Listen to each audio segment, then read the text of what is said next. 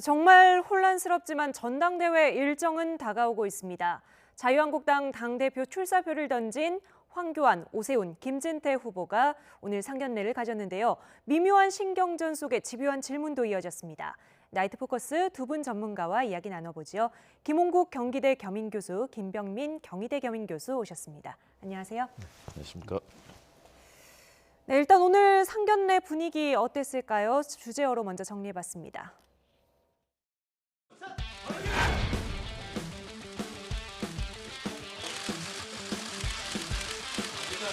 잔치 같은 전당대회, 우리의 미래를 준비하는 그런 전당대회가 될 수 있도록 최선을 다하겠습니다. 정말 심도 있는 끝장 토론이 이루어질 수 있도록 능력과 자질, 생각이 검증될 수 있도록 토론 환경을 만들어 주십사. 제가 싸울 상대는 우리 당의 이 경쟁 후보들이 아닙니다. 문 정권입니다. 문 정권입니다. 바로 청와대 앞에 가서 1인 시위를 할 계획입니다.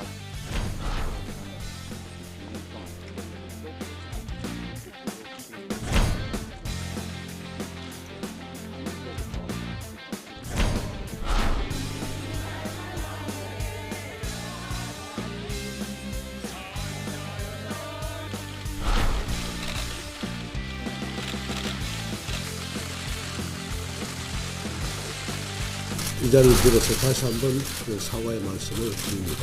저희 당의 입장이 아닙니다.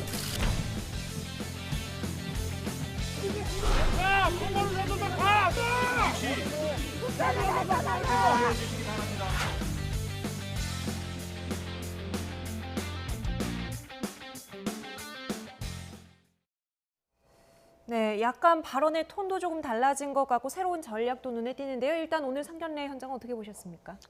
일단 3명의 후보로 최종적으로 확정이 됐습니다. 8명이 당초 출사표를 던졌는데 3사람이 이제 나서고 있고요.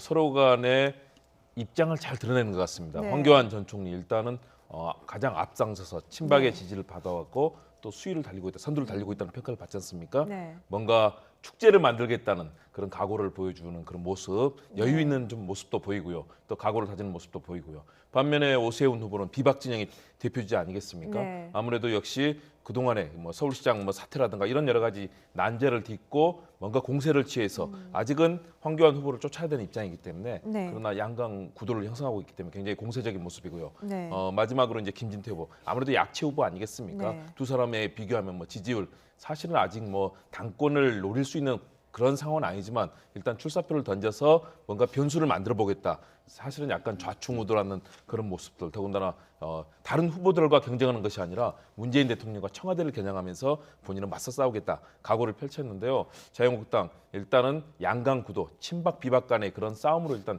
형성이 되는 분위기여서 과연 이 후보들이 어떻게 당원들 또 국민들의 그런 지지를 받아낼 수 있을지 상당히 궁금합니다. 네. 당권 레이스가 본격화되면서 검증이 이제 제대로 시작됐다고 해야 할까요? 점수 주기가 시작됐다고 해야 할까요?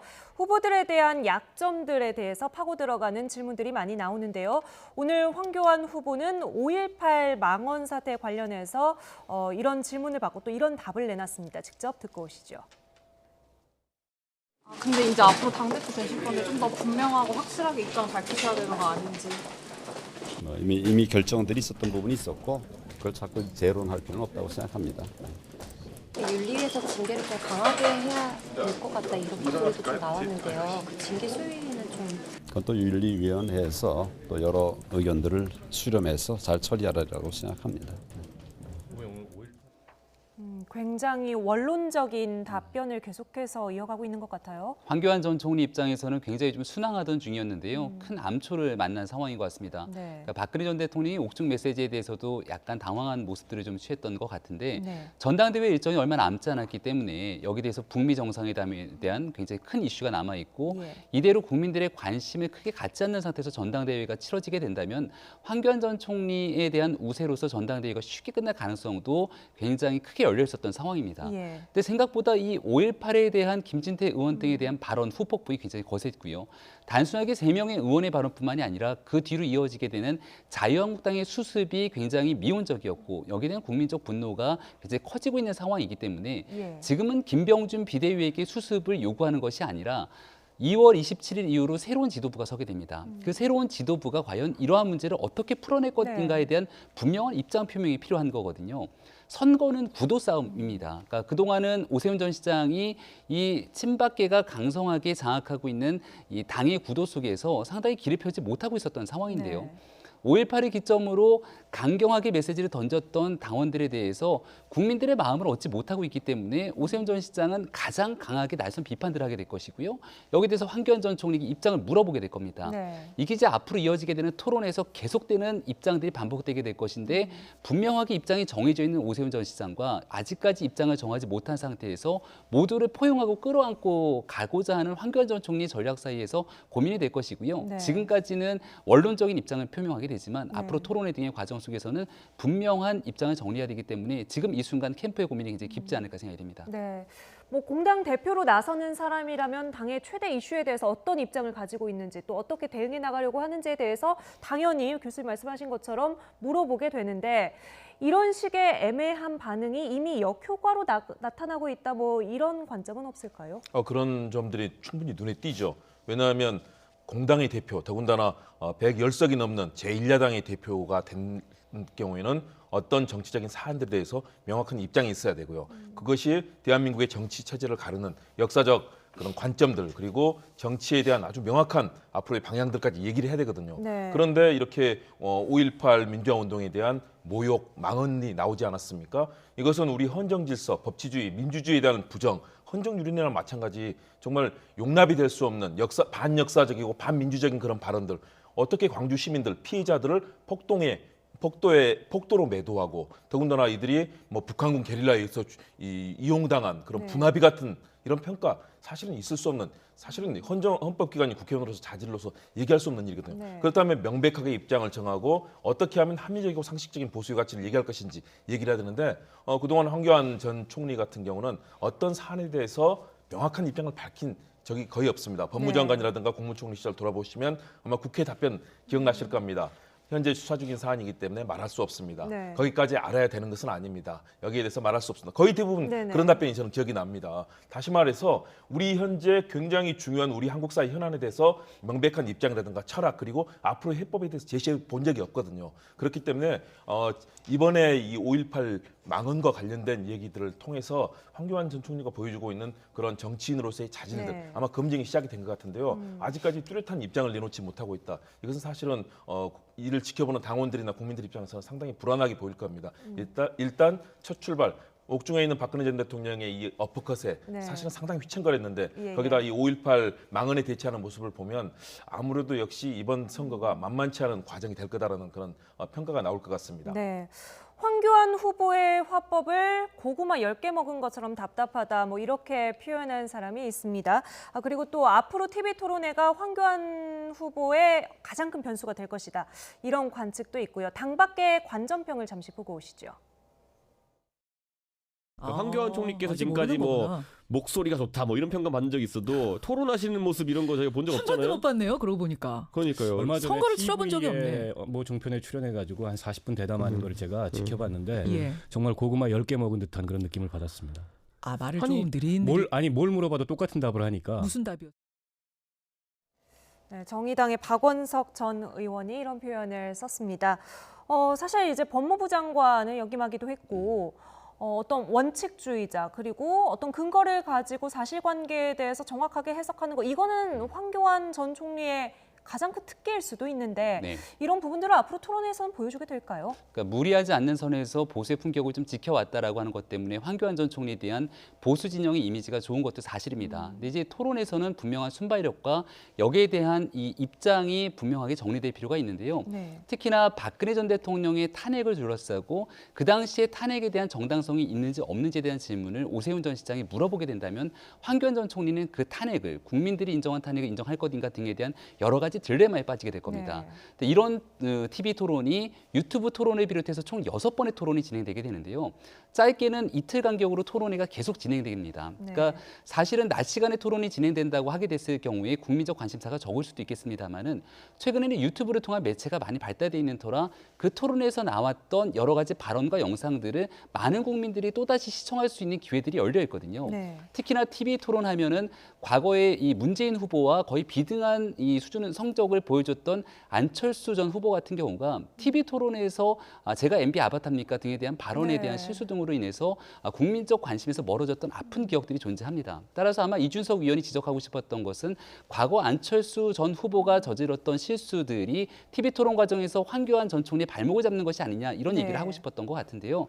그런 측면 때문에 모든 일정들을 아마 토론회에 황교안 전 총리 후보층은 집중하게 될 것이고요. 여기에 대해서 아마 6번의 TV 토론에 황교안 전 총리가 실제 보수정당을 이끌어갈 지도자로서의 리더십을 갖추고 있는지 이 부분이 분명하게 판가름이 날 것 같습니다. 네, 입당 전부터 얘기했던 현실 정치 감각이 어느 정도 있느냐 이 부분을 이번에 확인을 하게 되겠습니다.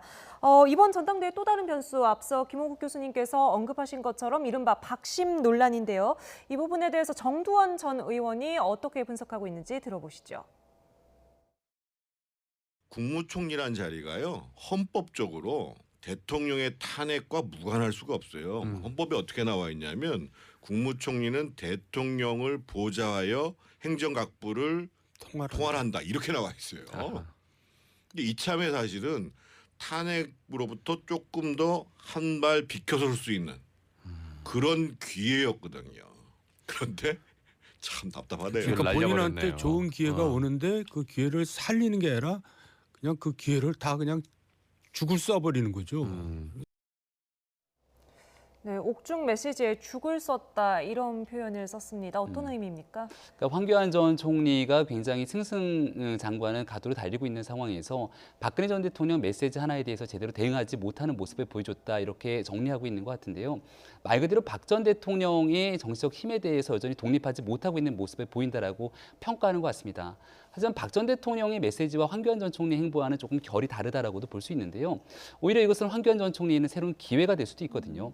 그동안 박근혜 전 총리에 대한 나름대로 주홍 글씨를 새기고 있다라고 하는 평가가 지배적이었던 것만큼 박 전 대통령의 대리인이라고 할 수 있는 유영하 변호사가 내놓은 메시지처럼 박근혜 전 대통령으로 인한 사당화가 되지 않겠다라고 황교안 전 총리를 또 주장할 수 있는 거라 이것은 얼마든지 황 전 총리가 정치적인 메시지를 내놓으면서 극복할 수 있는 과정이라고 생각합니다. 하지만 그동안 보여줬던 여러 가지 대응에 대한 측면들이 이러한 이 보수 진영의 기대감을 아직 달성하지 못하고 있는 것 같고요. 이런 모든 것들이 아마 앞으로 TV 토론에 펼쳐지게 되겠죠. 네, 후보자들 검증 차원에서 여러 가지 약점들 또 빈틈을 저희가 집중적으로 보고 있습니다. 다음은 오세훈 후보인데요. 역시 5.18 망언 사태에 대한 입장이 관심입니다. 그런데 어제 발언이랑 오늘 발언이 미묘하게 다릅니다. 어떻게 다른지 직접 비교해서 들어보시죠. 이번 5.18 공청회 사태에서 보듯이 자유한국당은 과거 회기 이슈가 터지면 수습불능이 될 정도로 취약한 정당입니다. 보편적인 국민 정서까지도 무시한 채 무모한 행동도 서슴지 않는 정당이 되어버렸습니다. 제가 필요한 이유입니다. 아주 서투르게 문제를 제기한 그분들의 얘기를 들어보면 이런 문제 제기는 합리적으로 가능합니다. 5.18 유공에 워낙 여론이 5.18 유공자로 분류되다 보니까 유공자 아닌 분이 뛰어들어간 부분이 있다. 그 부분을 분명히 하자라는 그 문제 제기는 이런 망언 소동 속에서 묻혀 지나가고 있는 듯해요. 그런데 그런 합리적인 문제 제기조차도 문제 제기를 할 수 없을 정도로 그런 상황은 아닌 거죠.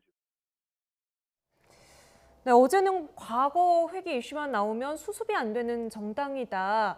국민 정서를 따라가지 못하고 무시한다. 이런 식의 발언을 했는데 오늘은 합리적인 문제 제기라는 단어를 썼거든요. 조금 다른 것 같아요. 결이 완전히 달라졌죠. 어제의 발언을 본다면 역시 비박 진영의 대표 주자다. 왜냐하면 지금 어차피 양강 구도가 친박 대 비박이 지금 대결이 되는 것 아니겠습니까? 그렇다면 그동안의 친박 중심에서 나타났던 여러 가지 현상들, 더구나 김진태 의원을 비롯한 여러 소위 말하는 친박계 의원들이 보여주고 있는 아주 5.18 망언 관련 사태라든가 이런 부분들에 대해서 자칫하면 자유한국당이 과거로 회귀하면서 새롭고 또 합리적이고 공정한 이런 보수의 가치에서 멀어질 수 있다는 우려가 있었기 때문에 본인은 비박 진영의 후보로서 그런 얘기를 했는데요.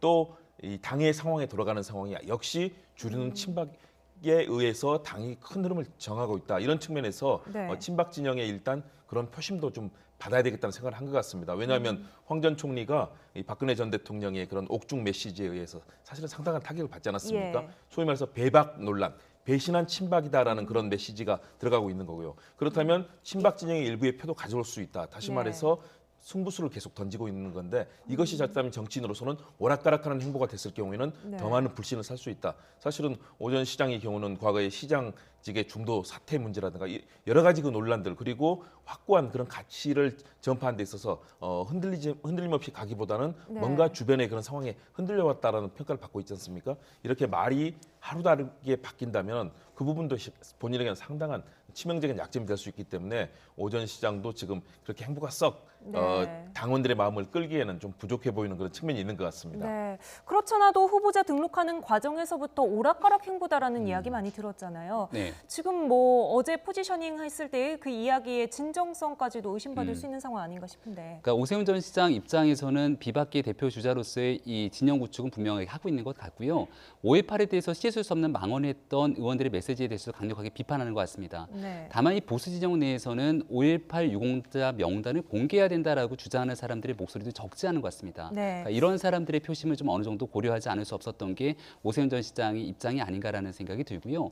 그 과정에서도 그렇다면 5.18에 대한 유공자 전체 분들에 대한 모독이 아니라 그 과정 속에서 특정 정치인들이 이 유공자 명단에 들어가 있다라고 이야기들이 전파되고 있는 내용들에 대해서 네. 확인하자라고 하는 수순에 대한 이야기를 아마 전달하지 않았을까 그 정도 수준으로 좀 볼 수 있는 것 같다는 생각이 드는데요. 네. 지금 상황에서는 한국당 전당대회가 전당대회로서의 당의 보수 통합과 미래를 그려내는 전대가 아니라 5.18에 대해서 과연 어떤 입장을 취하고 있는 것이며 이 위기를 어떻게 극복하는지를 바라보는 전당대회로 좀 전락하고 있는 것이 아닌가라는 생각이 듭니다. 네. 한국당 입장에서 바라보건대 그동안 여권을 대상으로 공세를 취할 수 있었던 많은 기회들이 있었습니다. 김태우 전 수사관 사건부터 신재민 전 사무관 그리고 손혜원 의원의 사건의 김경수 지사 구속까지 네. 줄줄이 여권에게는 악재가 쏟아지는 부분들이 있었는데 이러한 이슈들이 모두 다 없어지고 모든 것들이 다 5.18에 대한 자유한국당의 망언으로 네. 국한되게 되는 거거든요. 한국당 입장에서는 이 모든 일을 깔끔하게 정리하고 사과하고 씻어낸 뒤에 새로운 이슈 전환이 필요한데 이와 같은 메시지로 조금씩 다른 이야기를 전달하게 되면은 계속해서 전당대회가 끝날 때까지 5.18에 갇혀 있을 수 있기 때문에 네. 여기에 대한 이 후보들의 만남을 통해서 분명한 일관된 메시지를 좀 정리할 필요가 있다 이런 생각이 듭니다. 네, 오세훈 후보의 굉장히 미묘하지만 눈에 띄는 발언의 변화, 당내 입지를 두고 역시 분석한 이야기 다시 한번 들어보겠습니다. 박원석 전 의원의 목소리로 한 번 더 듣고 오죠. 오세훈 시장 같은 경우에 그 입장이 홍준표 전 대표하고 좀 다릅니다.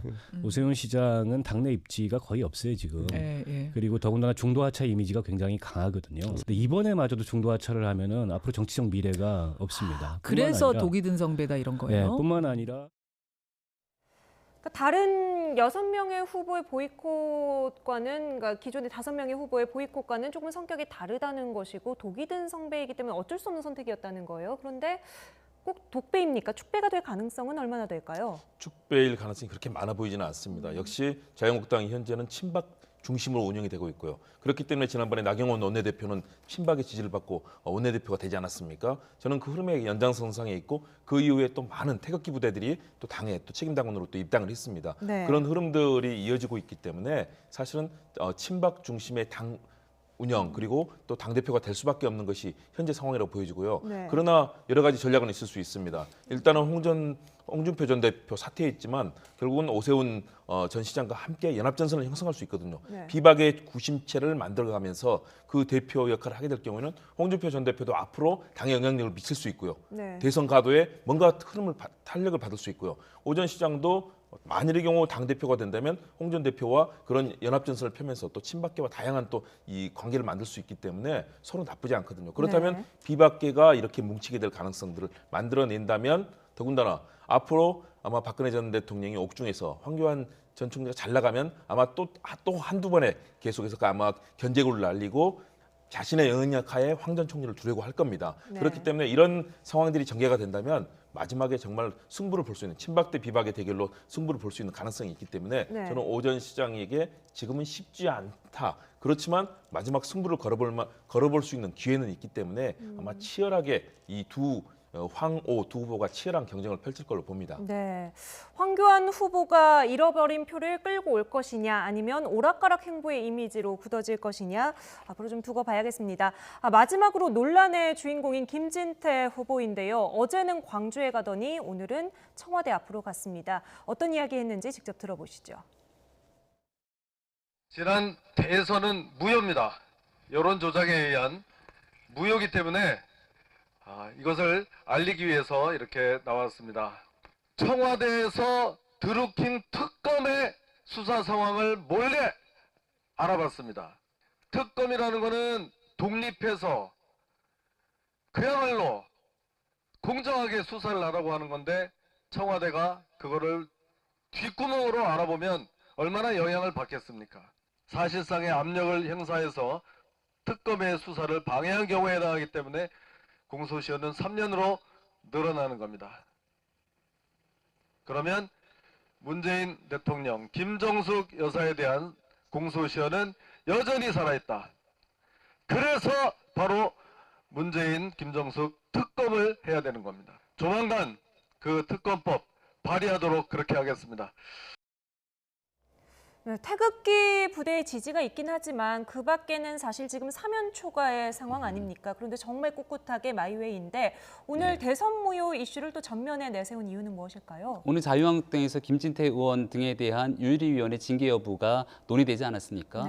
본인에 대해서 이 5.18 등에 대한 발언들이 굉장히 후폭풍이 일고 있는 것에 대한 부담이 큰 것 같습니다. 따라서 이슈를 좀 전환하기 위한 정치적 행보가 아닌가라는 정치적 행보가 아닌가라는 생각이 드는데요.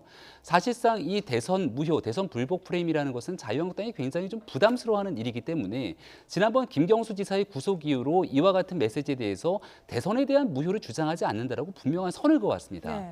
한국당 내에서는 공식적으로 이 같은 메시지들이 나오고 있지 않지만 여전히 보수적인 인사들 중심으로는 김경수 지사가 구속이 됐다면 그 당시에 대통령 선거 당시에 드루킹을 통한 여론 조작이 있었고 결국 대통령 선거에 영향이 있었던 거 아니냐라고 바깥에서는 주장을 할 수 있겠죠.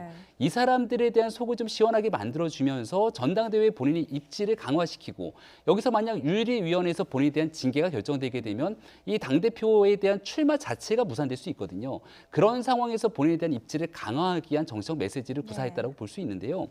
이 부분은 바로 지난 우리가 설 민심에서도 알아봤듯이 민주당이 이 설 민심에서 중도 표심을 잃어버리게 된 것은 재판 결과에 대한 재판 불복 프레임이었고 한국당이 국민들로부터 민심을 좀 잃어버리게 되는 건 대통령 선거에 관한 대선 불복 프레임으로 가는 부분들은 가장 경계해야 되는 겁니다. 김진태 의원이 본인의 정치적 목적을 달성하기 위해서 한국당에 혹시나 중도적인 사람들의 표심까지 그리고 당원들에 대한 이 신임을 좀 잃어버릴 수 있는 행동들을 펼치게 됐다면 이는 심각한 문제가 아닐 수 없기 때문에 여기에 대해서도 이 전당대회를 통한 당의 질서를 통해 의원들의 개인적인 발언들에 대해서도 충분한 논의가 필요한 상황이라고 생각됩니다. 김진태 후보는 오늘 오후에 기자회견을 열어서 당규를 들어서 본인을 이제 윤리위 회부한 게 부당하다 이런 이야기를 했습니다. 앞으로 윤리위 결과에 따라서 이제 당과의 대립각을 형성하지 않을까 이 부분도 주목이 되는데 일단 오늘 윤리위는 거의 뭐 007 작전과도 같았다고요? 그러니까요. 참 공당의 윤리위원회가 제대로 열리지 못하고 아마 지만원 씨가 지휘하는 수백 명의 그런 인사들이 당 윤리위가 열리는 그 공간을 사실은 봉쇄했고요. 그래서 결국은 다른 장소로 옮겨서 윤리위원회가 열렸지만 결론을 내지 못했습니다. 뭐 내부에 상당한 격론이 있었던 것으로 보이고요.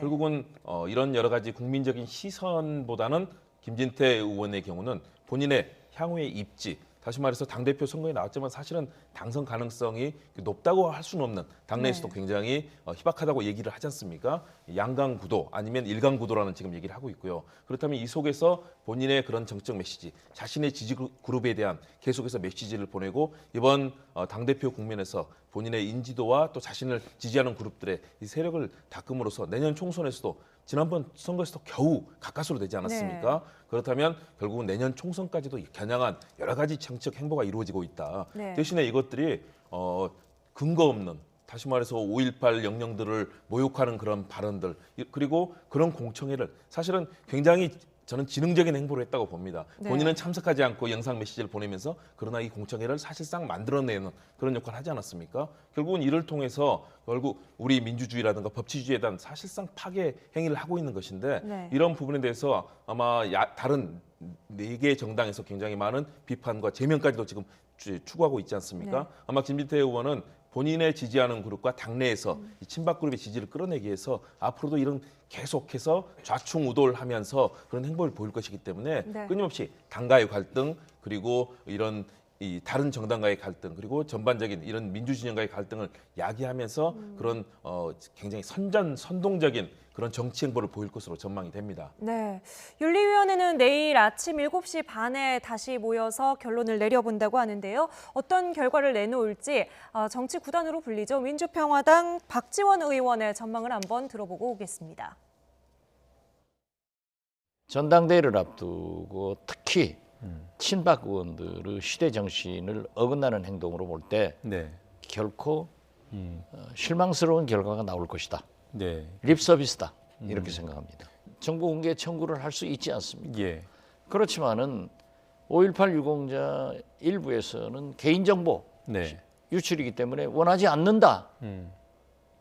그러한 것은 누구도 헌법적 권리가 있기 때문에 할 수 없지 않습니까? 말리는 신우이가 더 밉다는 우리 속담이 생각나더라고요.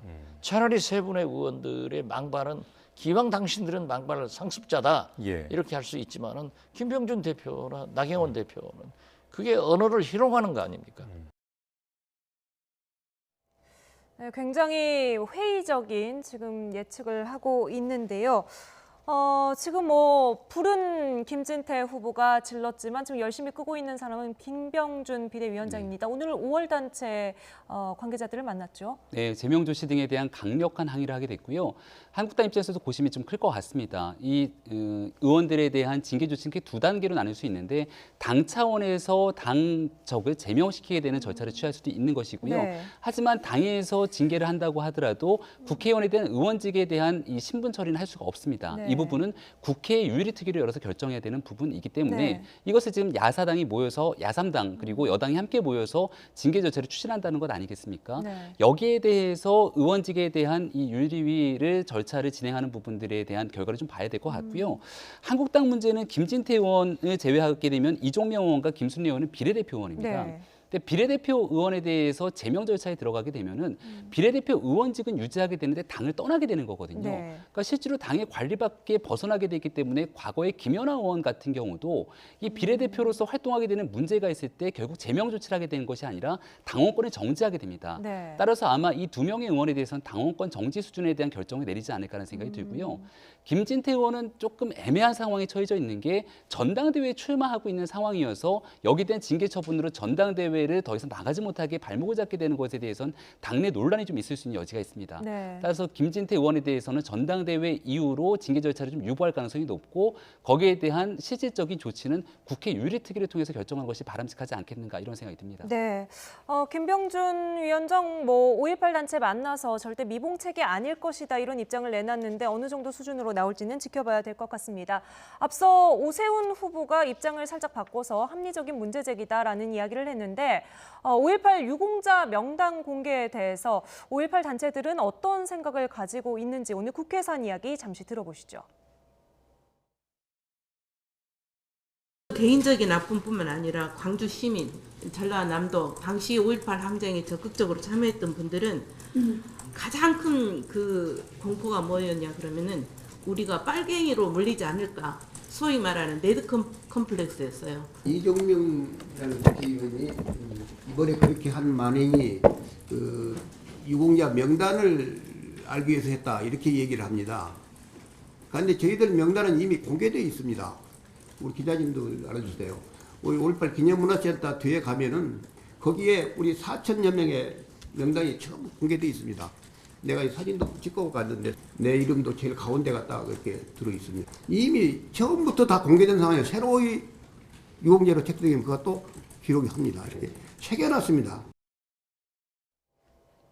네, 이미 공개되어 있는 유공자들이 많이 있고 또 이 광주 지역의 뿌리 깊은 레드 컴플렉스라고 해야 할까요? 이런 집단적인 공포 때문에 개인 정보를 또 굉장히 중요하게 생각한다. 이런 입장으로 보이는데요. 그렇죠. 국가보훈처에서도 개인 정보가 유출될 경우 그 부분이 개인에 대한 신상에 대한 공격이라든가 네. 또는 당시의 아픔 얼마나 많은 우리 신군 군인들에게 쿠데타에 의해서 동원된 군인들에서 시민들이 그 당시에 살상을 당하지 않았습니까? 그러면 그 아픔에 대해서 다시 한번 개인의 신상을 들어서 공격하게 된다. 아마 유족들에게는 너무나 뼈아픈 일일 거고요. 그렇기 때문에 국가보훈처에서 정부 차원에서는 공개를 하지 않지만 이미 사실은 그 명단이 다 공개되어 있는 거나 마찬가지다라는 그런 얘기를 하지 않습니까? 그렇다면 그 현실을 좀 존중할 필요가 있고요. 저는 여기에 대해서 이런 부분들을 가지고 계속 정치 공세를 하고 있는 이 3명의 의원들 사실은 헌법기관인 국회의원으로서 자격이 없다고 봅니다. 정말로 생각이 있는 우리 국회라면 그리고 우리 국민들의 정신을 받드는 우리 역사를 받드는 국회라면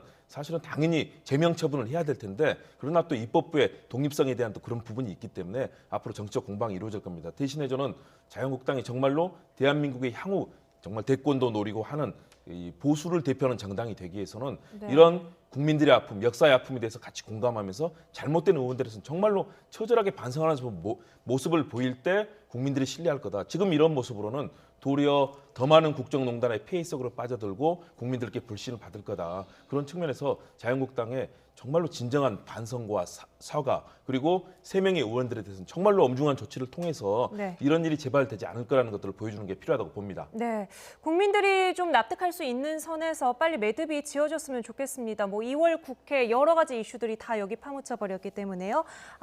김홍국 교수, 김영민 교수와는 여기서 인사 나누겠습니다. 오늘 말씀 감사합니다.